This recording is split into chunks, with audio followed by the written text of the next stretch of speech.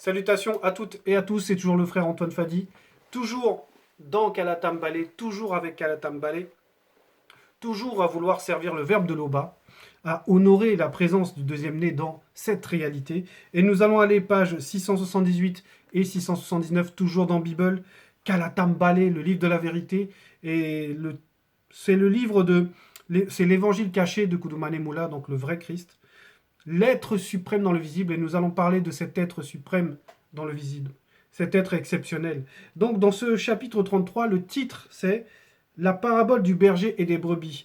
Mais avant de rentrer dans le titre, comme j'ai dit, on va parler de cet être suprême dans le visible, parce que dans le chapitre 32, il avait envoyé ses disciples pour évangéliser, pour répandre la bonne nouvelle, et il avait émis à leur retour, il leur avait parlé, il avait émis des paroles qui étaient exceptionnelles, pour leur faire comprendre la grâce qu'ils avaient de pouvoir le voir et de pouvoir entendre en fait ces paroles de sagesse, de pouvoir ressentir la présence de cet être suprême dans le visible à son époque.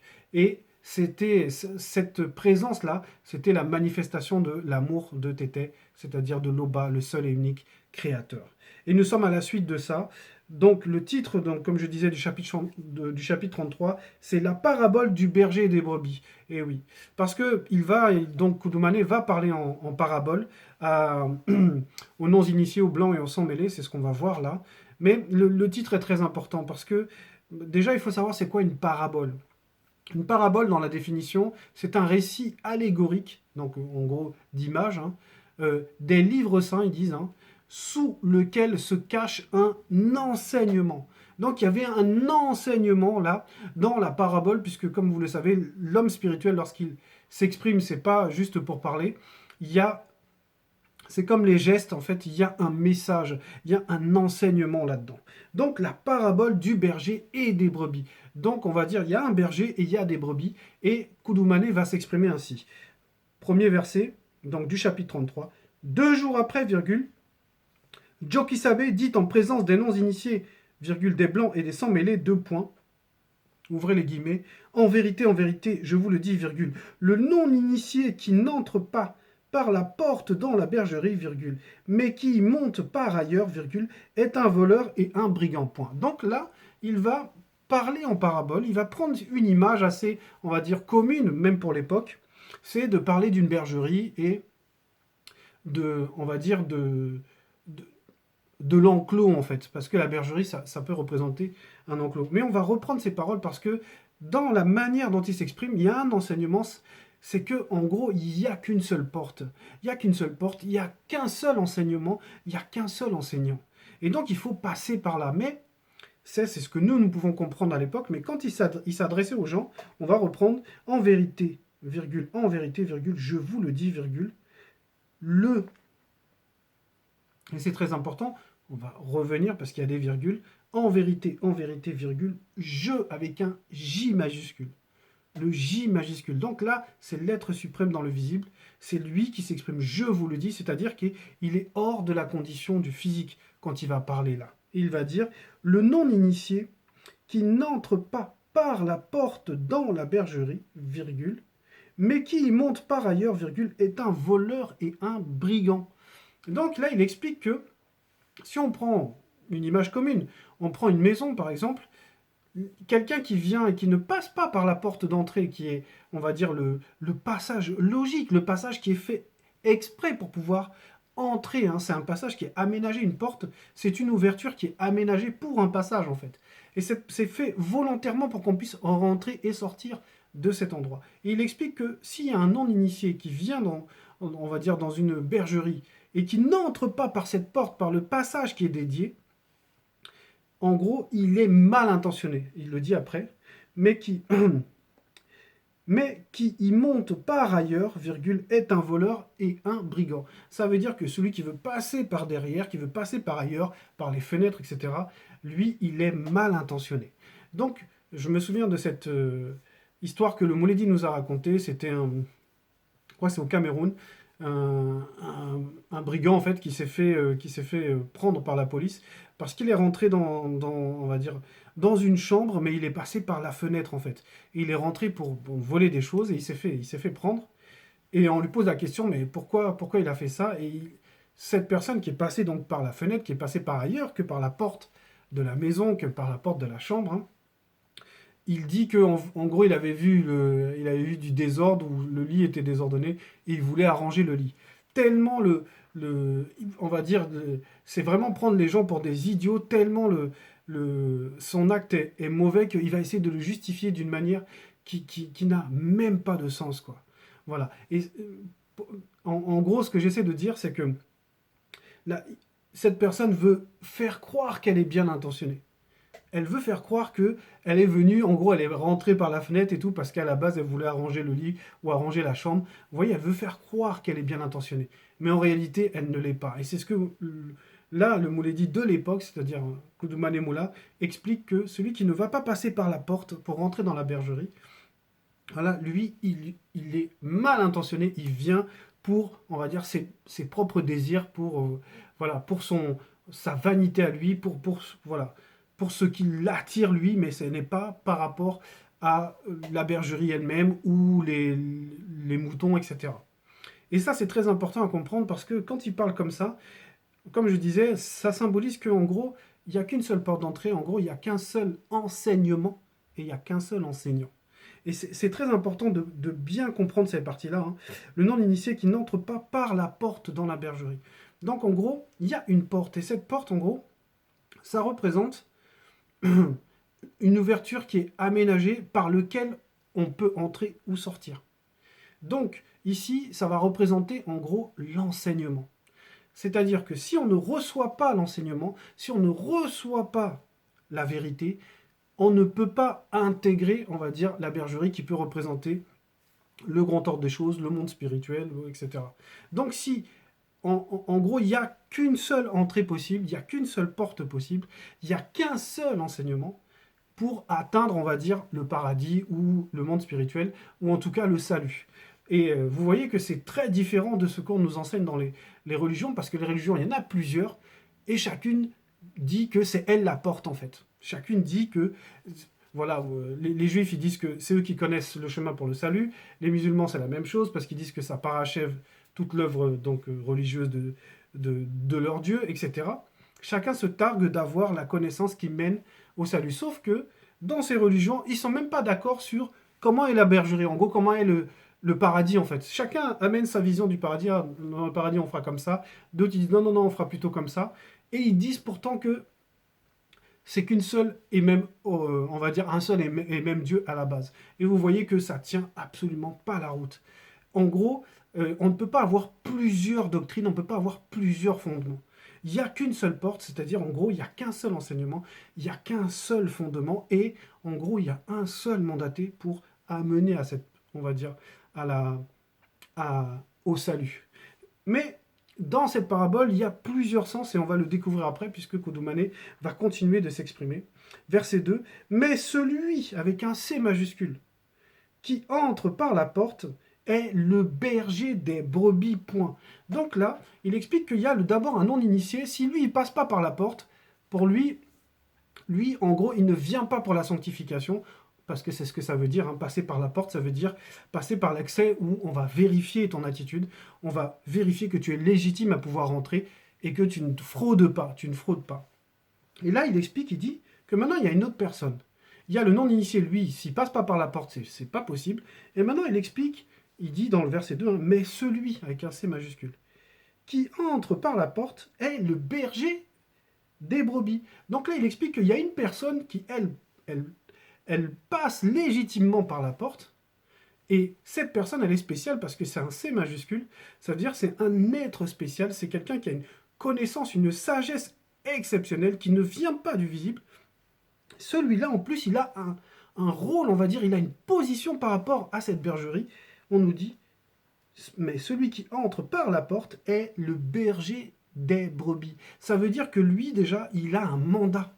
Parce que le fait que ça soit le berger des brebis, ça veut dire qu'il y a d'abord un lien avec les brebis, mais ça veut dire qu'on l'a mandaté en tant que berger. On lui a donné un pouvoir, on lui a donné une autorité, ce qui fait que quand il se présente à la porte, il n'y a pas de souci, parce qu'il est légitime. Et ça représente l'enseignant.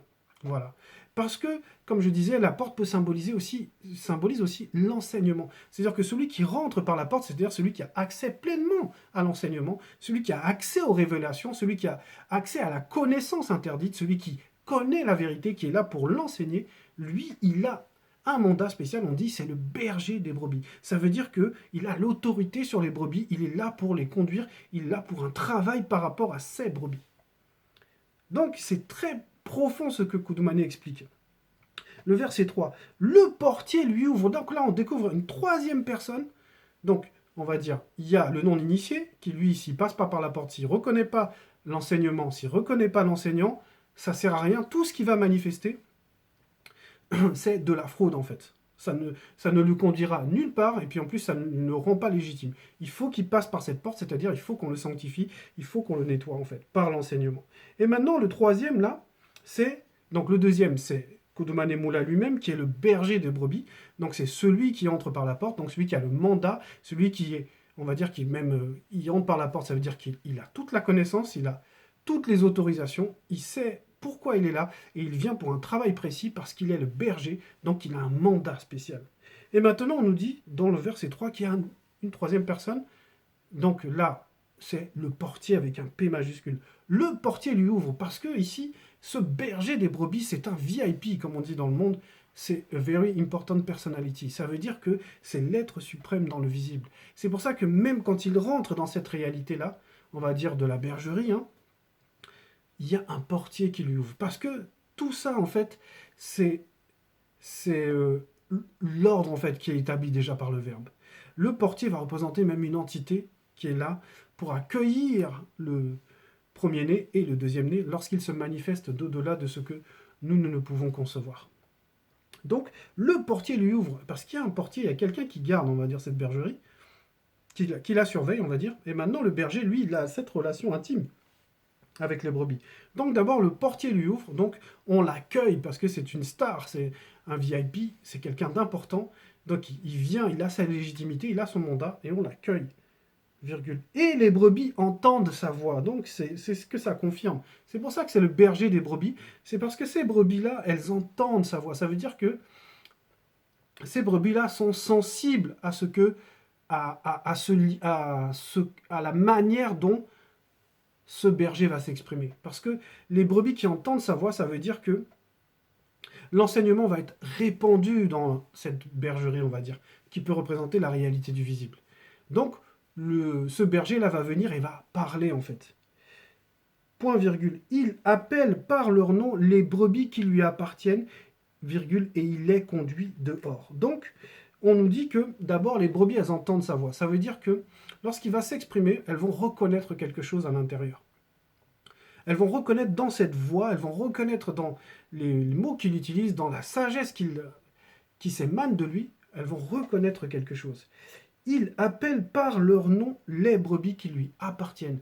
Donc, ça veut dire qu'il connaît chaque brebis. Puisqu'on dit quand il les appelle par leur nom, ça veut dire qu'il y a une relation personnelle, intime entre le berger et chacune des brebis. Et il les conduit dehors parce qu'il va faire son rôle de berger, il doit les conduire à l'extérieur. Ça veut dire que, en gros, ce que ça représente, c'est tout le parcours lorsque on accepte la vérité, en fait. Il faut d'abord entendre la vérité, il faut que la vérité s'exprime. Et maintenant, avec le discernement qu'on a, on va savoir qu'elle s'exprime pour nous, pour chacun d'entre nous, puisque, comme vous le savez, le Verbe vient pour la sanctification de chacun d'entre nous. Donc, chacun va prendre une part dans les paroles du Mouledi, par exemple de Zoulou Lassan. Chacun va avoir une part qui lui concerne. Il va se sentir concerné. C'est ce qu'on appelle appel par leur nom, en fait. Donc, en gros, cette vérité, elle vient chercher les personnes qu'elle connaît.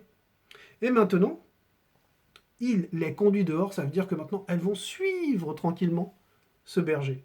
Et ça, c'est exactement ce qui se passe quand on quitte les religions ou les spiritualités dites révélées, peu importe là, et qu'on entre dans la vérité, on va suivre un seul enseignant qui va représenter le berger.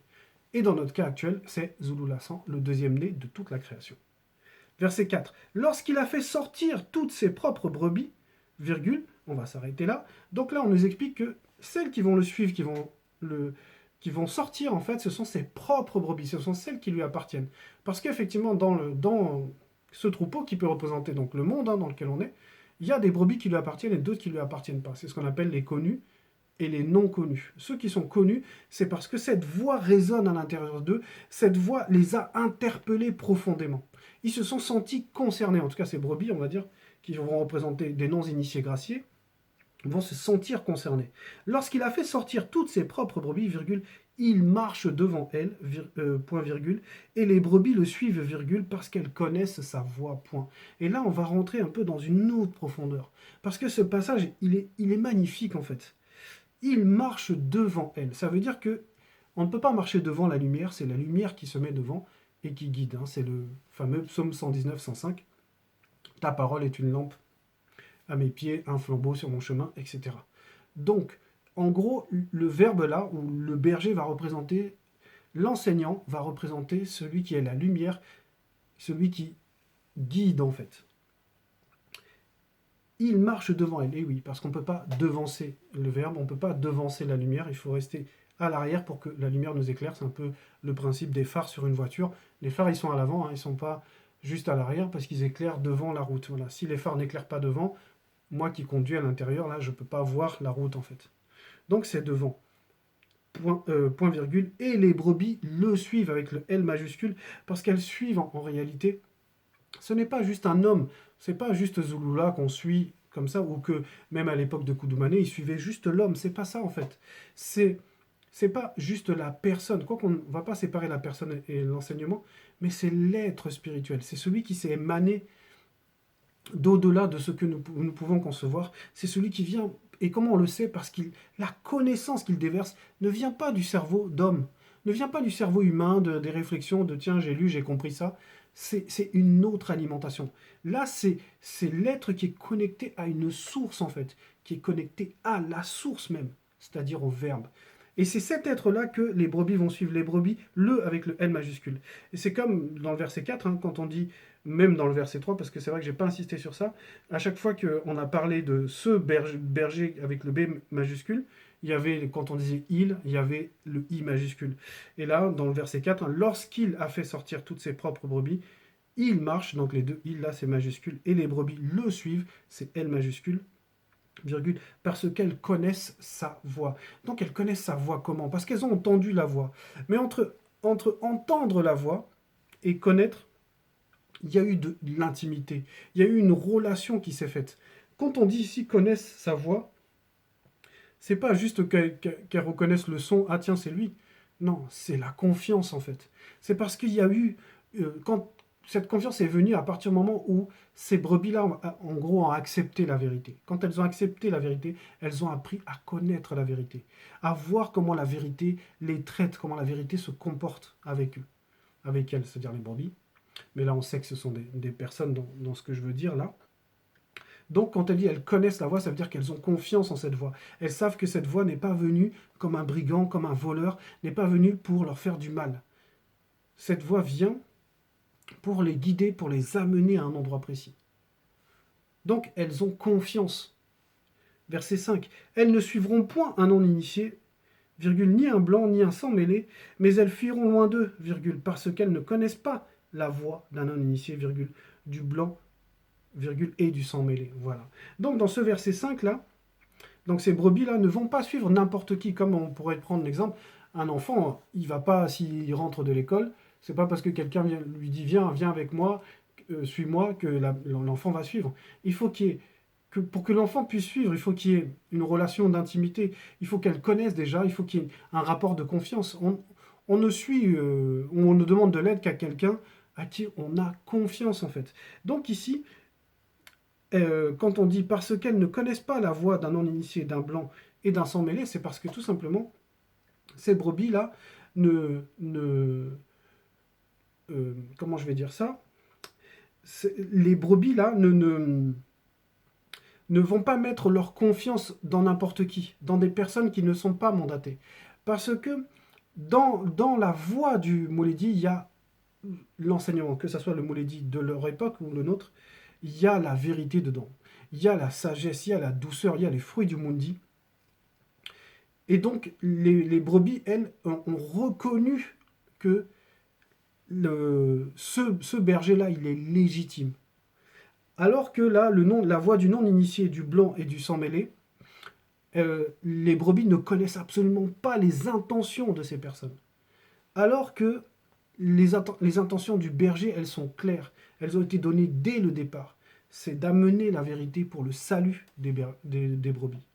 Alors que ceux-là, là, le non-initié, le blanc, le sang-mêlé, lui n'a pas de légitimité. Il n'a pas de légitimité parce qu'il n'est pas connecté à la source. C'est pour ça qu'on nous cite le non-initié, le blanc et le sang-mêlé. Aucune, on va dire, de ces personnes ne sont naturellement connectées à la source, n'ont reçu aucun mandat. Alors que le berger, lui, il a reçu le mandat. Verset 6. Djokisabé leur dit cette parabole, virgule, mais ils ne comprirent pas de quoi il leur parlait. Point. Et oui. Parce qu'effectivement, dans ces profondeurs-là, lorsque le mandaté, l'être suprême dans le visible, s'exprimait en parabole, on ne pouvait pas décoder. Ceux qui pouvaient décoder, c'était parce qu'on leur avait permis de pouvoir décoder.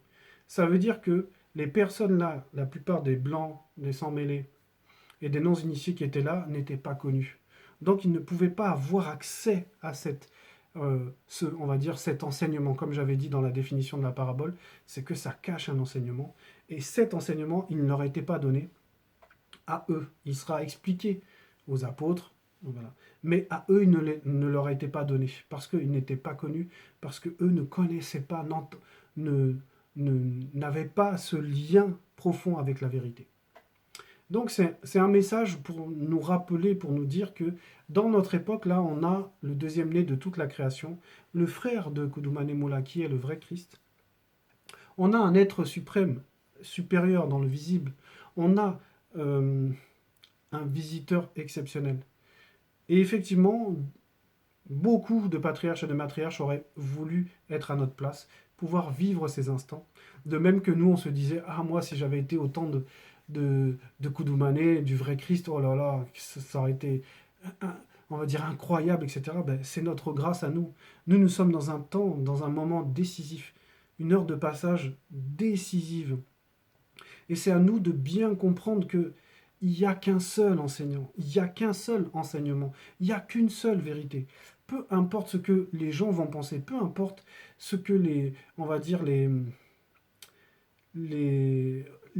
monde occulte va amener pour que les gens demeurent dans la croyance en Jésus, dans la croyance en des religions dites révélées. Nous savons que tout ça là, ça ne peut pas tenir. Parce qu'il n'y a pas le fondement même, c'est-à-dire la vérité. Il n'y a pas cette puissance, cette sagesse, cette chose-là qu'il y a dans la voix même de Zulu Lassan. Parce que même dans la voix de Zulu Lassan, il y a un enseignement. Il y a cette pureté, il y a cette bonne intention, il y a cette vérité. C'est clair en fait avec le verbe de Loba. Il y a tellement de sujets que Zulula a évoqués. Il y en a vraiment tellement.